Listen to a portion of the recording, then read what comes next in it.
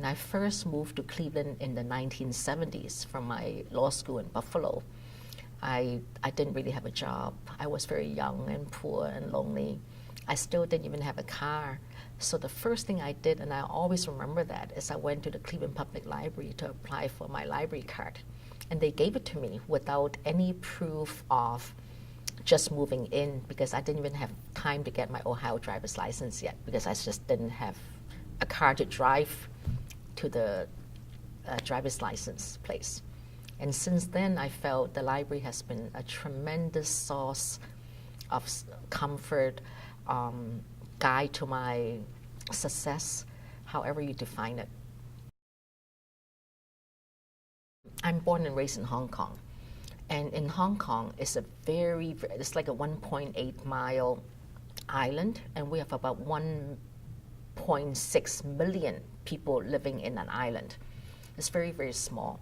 So since I was a child, I would go to the library and read there. And they have English books, they have Japanese books, they have European language books. And I realized how big the world is, aside from our little island. And aside from, you know, the civil war was going on in China at that time. And so it really opened up my eyes, and I learned so many history, autobiographies from Europe, from America, in our little island in Hong Kong, from the libraries. Since I was a child, because I'm born and raised in Hong Kong, I love libraries. I would go in there. That's really my place that I could be myself. I went to all-girls Catholic grade school, high school, kindergarten. And it's a very strict.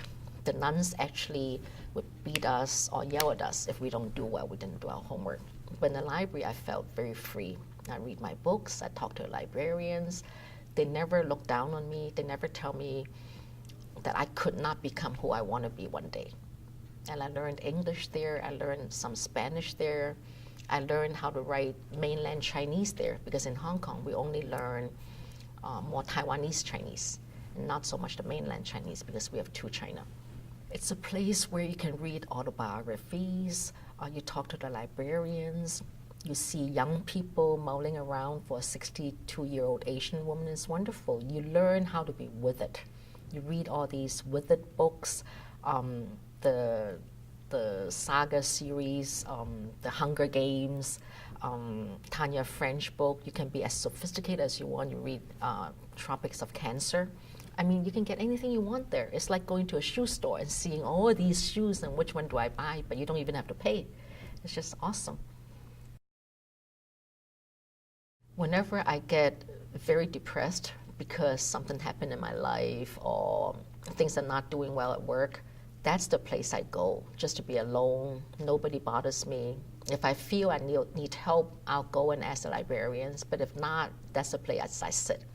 And it inspires me because I see all these people in there struggling with their homeworks, you know, private tutors, not-for-profit seniors helping the juniors.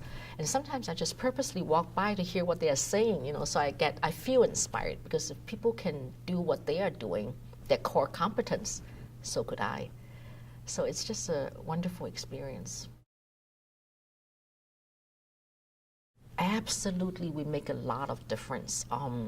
When I represent my clients, we have a lot of young people come and see me. They were lost. An immigrant teenage experience, an immigrant older people experience is a lot more different than an American-born teenage or older people experience.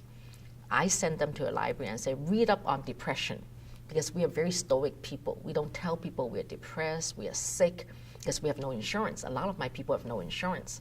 And we don't want to go on public care because we're not known to the government. But the library gives us information on when you're pregnant, what do you do? You know, when you're 6 months, what do you do? What hospitals are the greatest in town? It gives you all sorts of help. And we have different language books in there.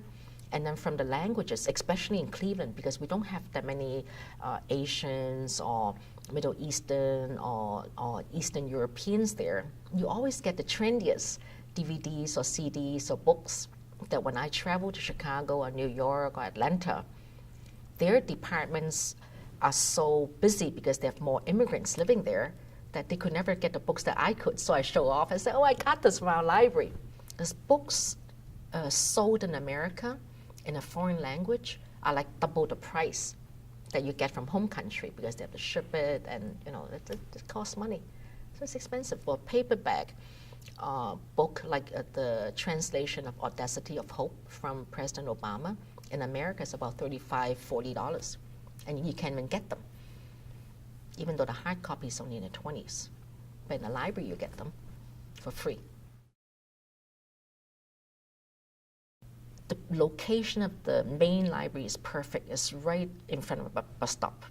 And the bus runs 24/7. So you can just get in there. It's safe. There's no violence. There's no guns. And you have all types and kinds of people walking in and out of the library. You see everybody there. And inner city kids, their mothers normally work 3 jobs. And even with our immigrant kids, their fathers, because we have no driver's license, we're probably out of town working. But there, they get to see all sorts of role models. They see people like me who came in and who look successful, who they think they could emulate one day because we go to a library. And I notice even people who are not nice people, once they walk in the library, they became nicer because it's not a place you need to show off, you need to act different than who you are. We became who we became in the library. My definition is a place where people of all types, of all kinds, of all ages, of all ethnicity, of all color could go and be safe and become who you are and develop your strength, both in the mind, in the soul, and the spirit. I challenge all of you to go to your public library for at least 2 hours a week. Sit there, meditate, think, read a book, read a local newspaper, read the Plain Dealer, read the Wall Street Journal, the New York Times, the financial news, and just reflect. I bet you in a month you feel better about yourself, you feel more inspired because everything is here, here, and here. Your brain and your mind, your heart, and your gut. We all have nobody but ourselves to rely on, and the library is the place to be. Every week, 2 hours a week.